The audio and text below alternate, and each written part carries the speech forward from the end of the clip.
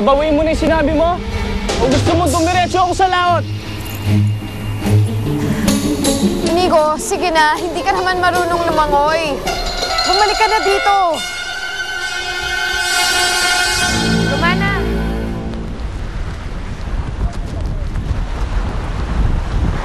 May naghahanap sa'yo. May bisita ka.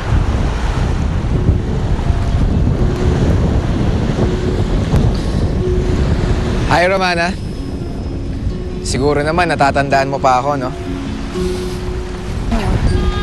Anong ginagawa ng lalaking yan dito? Anong kailangan mo kay Romana? Bakit? Masama bang dalawin siya? Ha? Sige na, Romana. Ako nang bahala kay Inigo. Estimahin mo na yung bisita ko. Alam mo, tara, Romana. Doon muna tayo sa inyo. Romana, sandali. Inigo. Kasumama sa kanya. Inigo, ano ba? Pwede ba? Sinabi ko na nga sa'yo na ayaw kong manghipagkaibigan. Pwede bang tanggapin mo na lang yun? Antonio, di ka na. Let's go. Romana.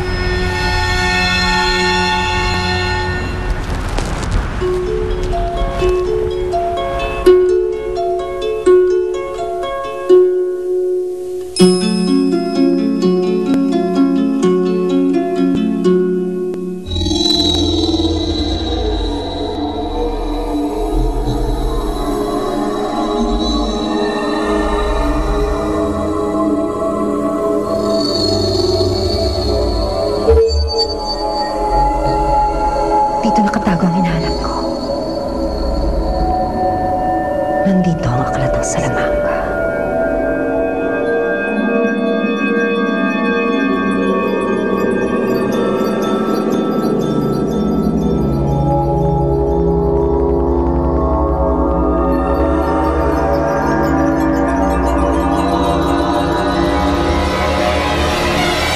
Ang aklat ng Salamanca.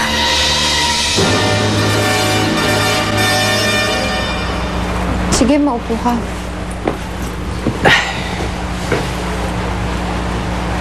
Sino ba yung lalaking yun, Romana? Kaano-ano mo ba yun? Si Inigo. Kaibigan ko lang. Kaibigan mo lang pala eh. Kung makaasta naman siya, parang pag-aari ka niya. Inigo, tama na yan.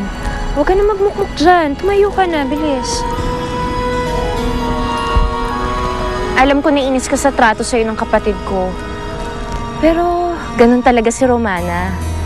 Madali kasi siyang magsawa sa isang bagay o sa isang tao. Huwag mong sinisiraan ang kapatid mo, Crisanta. Hindi ganun ang pagkakakilala ko kay Romana.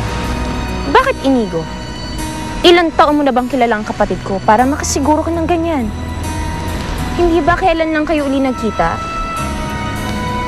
Kaya ako ang dapat mong paniwalaan. Dahil buong buhay ko kasama ang kapatid ko. Mas kabisado ko ang ugali niya. Ano gusto mong inumin? Kukuhanan lang kita. Wag na. Alam mo, ayos na sa aking karap ka. Oh, ba't nakasimangot ka? Ngumiti ka naman. Ayan. Alam mo, mas gumaganda kapag humingiti ka. Romana, alam mo, you're the most beautiful woman I've ever seen. Ikaw ang pinakamaganda. Tanggapin mo man o hindi, sawa na sa'yo ang kapatid ko. At yung lalaking nakita mo kanina, yun ang bagong ipinalit niya sa'yo. Si Antonio ang dahilan kung bakit ayaw na makipagkaibigan sa'yo ni Romana.